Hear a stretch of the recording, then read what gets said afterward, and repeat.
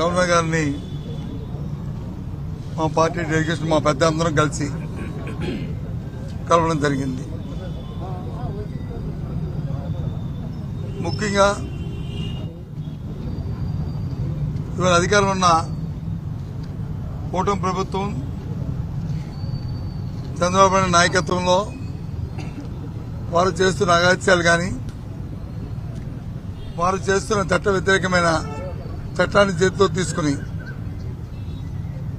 చేస్తున్న కార్యక్రమాల్ని ముఖ్యంగా మా నాయకుడి మీద మా నాయకుడికి మాజీ ముఖ్యమంత్రిగా వారికి ఇవ్వాల్సిన సెక్యూరిటీ కానీ వారు పర్యటనకి వెళ్తున్నప్పుడు తీసుకోవాల్సిన జాగ్రత్తలు కానీ తీసుకోకపోవడమే కాకుండా తిరిగి మళ్ళీ మా నాయకుడి మీద మా పెద్దల మీద అందరి మీద కూడా అక్రమ కేసుల్ని బనాయిస్తూ వారు చేస్తున్న చర్యల్ని గవర్నర్ గారి దృష్టికి తీసుకొచ్చాం.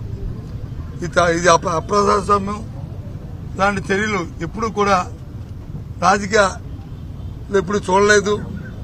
ఇటువంటి పరిస్థితులు మంచి కాదు అని చెప్పి వారి దృష్టికి తీసుకొచ్చాం. మీ ప్రభుత్వంలో ఇలాంటి అకృత్యమైన అరాచకమైన కార్యక్రమాలు జరుగుతున్నాయి, ఈ కూటమి ప్రభుత్వం చేస్తుందనే విషయాన్ని చెప్పడం జరిగింది.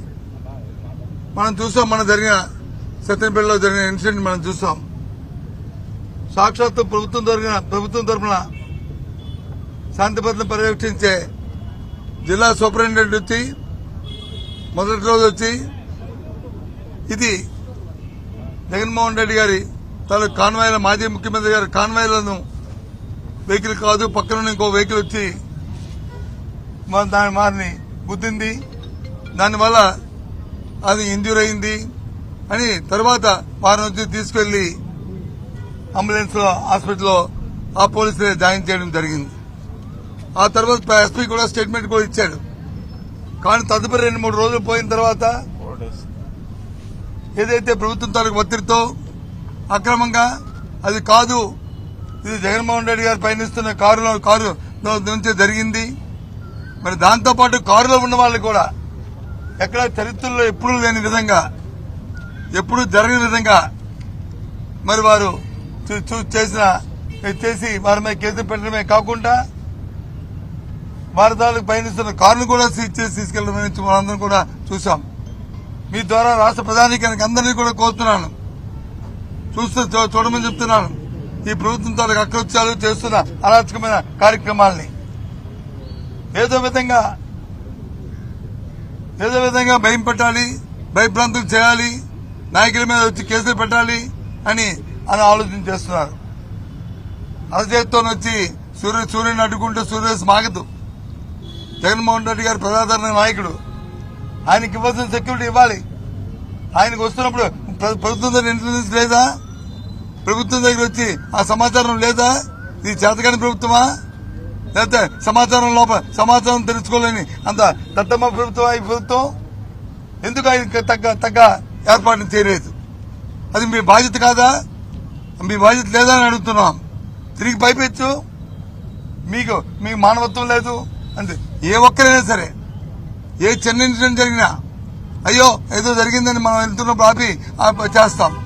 అలాంటిది అక్కడ వచ్చి 1000 మంది ప్రజలు ఉన్నారు, 100 మంది ప్రజలు ఉన్నారు. నిజంగా మీరు సెక్యూరిటీ ఇచ్చారంటున్నారు, మీరు ప్రొవైడ్ చేస్తామంటారు. మరి ప్రొవైడ్ చేస్తే సెక్యూరిటీ ఇస్తే మనకి ఇచ్చే కాన్వాయ్లో ఉన్న వెహికల్ కానీ లేదంటే ఎస్కార్ట్ ఇచ్చిన వెహికల్స్ కానీ మరి అక్కడున్న రో పార్టీ కానీ మరి అందరూ మరి ఆ కార్యక్రమాన్ని చూడాలని అడుగుతున్నాం. మరి చూస్తే మరి ఎలాగా ఎస్పీ గారి ముందు చెప్పారని అడుగుతున్నాం. ఏ విధంగా అడుగుతున్నాం?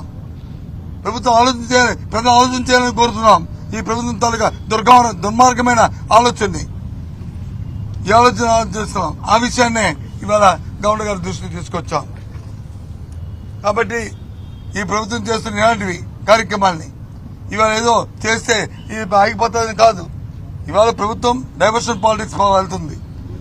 చేతకాక 1 సంవత్సరం అయిన తర్వాత ప్రజలకు ఇచ్చిన వాగ్దానం నెరవేర్చలేక ప్రజలతో చిత్రీకరించబడుతున్న తరుణంలో ఇక లేక ఇలాంటి కార్యక్రమాలు చేస్తూ బురద జల్లే కార్యక్రమాలు చేస్తుంది మాది ప్రతిపక్ష పార్టీ.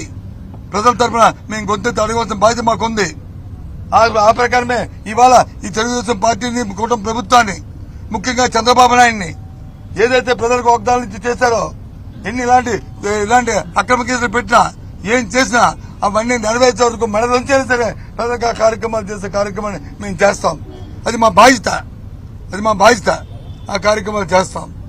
కాబట్టి రాష్ట్ర ప్రధానికి అందరినీ కోరుతున్నాను, ఈ ప్రభుత్వం తాలూకా కుతంత్రాలు, కుయుక్తులు, వారు చేస్తున్న కార్యక్రమాల్ని దయచేసి ఆలోచన చేయండి.